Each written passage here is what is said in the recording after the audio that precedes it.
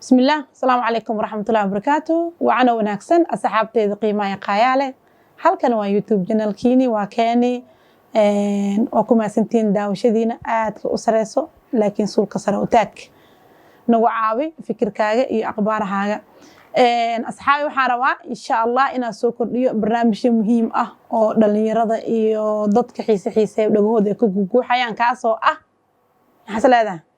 kaasoo ah jaceelka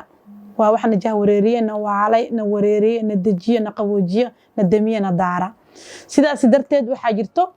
dad badan oo jaceelka xarash u haaya oo problem iyo dhibaato u geysta dad badan oo ku najaxay waxaan ku jira dadka jaceelka xarashka u haaya sidaas darteed asxaabteyda ayaa maanta ila joogto waan ku faraxsanahay inay ila joogaan waan ku faanayaa waan jeclaan lahaa inay ila soo dhaweeysiin adinkana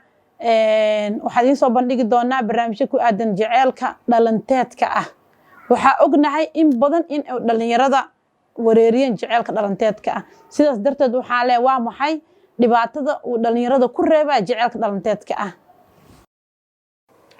waa maasantahay maama Aamino waan ku faraxsanahay YouTube-kaaga inaan ka soo muuqdo sidoo kale jaceelka waxaan ka aaminsanahay inuu khiyaano yahay waa ku maasantahay maamada janaalkeeda inuu ka casuumtay aniga ahaanteyda jaceelka waxaa ka aaminsanahay inuu baashal yahay dabcan aniga jaceelka waxaan ka aaminsanahay inuu yahay bees dhameys ani ahaan jaceelka beenta waxaa ka aaminsanahay inuu yahay waqti lumis magacayga waa AK Fande barnaamijkan haddii aan u guda galo jaceelka beenta waxaan ka aaminsanahay inuu yahay kalsooni daro maama Aamina waa maasantahay aniga waxaa dhihi lahay jaceelka waxaa ka aaminsanahay inuu yahay mid cashar loo barto maadaama uu been yahay asalkiisaba maama Aamino waa maasantahay casuumad aan ugu casuubtay janaalkaaga aniga haddaan ka hadlo jaceelka waxaan ka aaminsanahay inuu yahay kalsooni iyo farxad